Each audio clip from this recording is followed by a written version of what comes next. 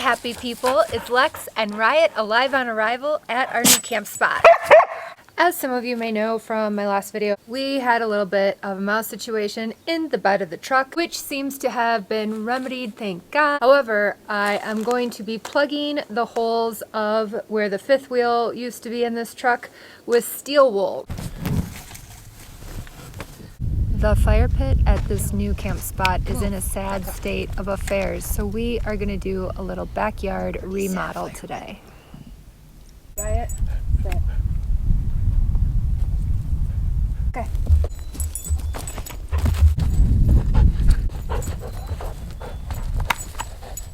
As Riot is entertaining herself, I'm going to use this collapsible shovel to dig a new fire pit. Hey Riot, Avisa, come. Come.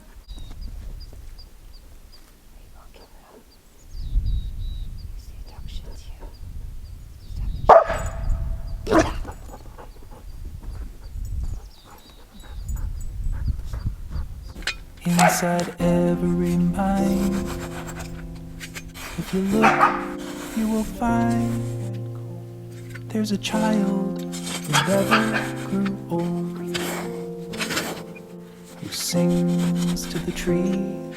That spare dirt is going to come in handy for a couple things. One, it's really great for the compost toilet to keep down any smell and to promote composting. Two, I can use it to cover up the fire pit before I leave. You know, before I came here, I never thought of Oregon as volcanic, but you can certainly see the history of it in the rocks. And fly. But time is advancing, a drip then a flood. He's adrift while you're stuck on the shore, and he sails away to the depths of our brains,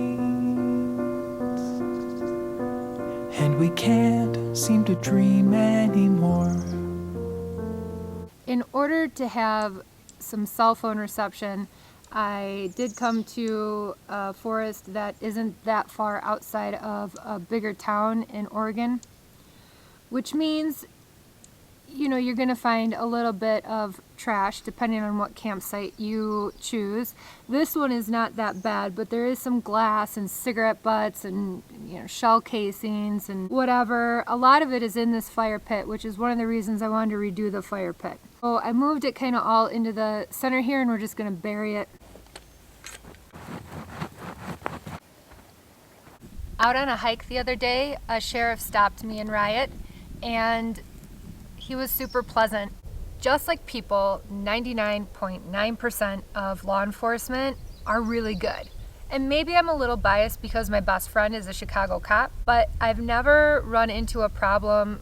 As long as you're cordial to them, their whole mission is there to serve and protect you. Anyway, this sheriff stopped and just was making conversation. Apparently there's a lot of residential type people in this forest, so he was giving me a heads up on some things, and then he asked how long we were planning on staying, and I said, well, I'm not quite sure. I confirmed the stay limit was 14 days, and he said, yeah, but with COVID going on, they're not drilling people as hard. And I kind of explained that my work is in the air because of everything going on, and he seemed real chill about it. So I know there's a lot of hype on the internet about with full-timers. If you're a boondocker, I really don't think this is a problem. I think this is a blessing. I'm having more privacy than ever and enjoying a beautiful area of forest, and even the sheriff is super nice here. I think the world is what you make of it. But with that said, not everyone thinks the way that I do. And I didn't always think the way that I do now. A few years back, I did an online program called Inner Engineering. It's offered by the Isha Yoga Foundation with the guru and mystic Sadhguru. And it's a science and a technology for inner well-being. So I'm going to put a link to that below because they're offering it at 50% off. Now, I'm not affiliated with them or anything. I just got huge benefit from it, and they're offering it at half off.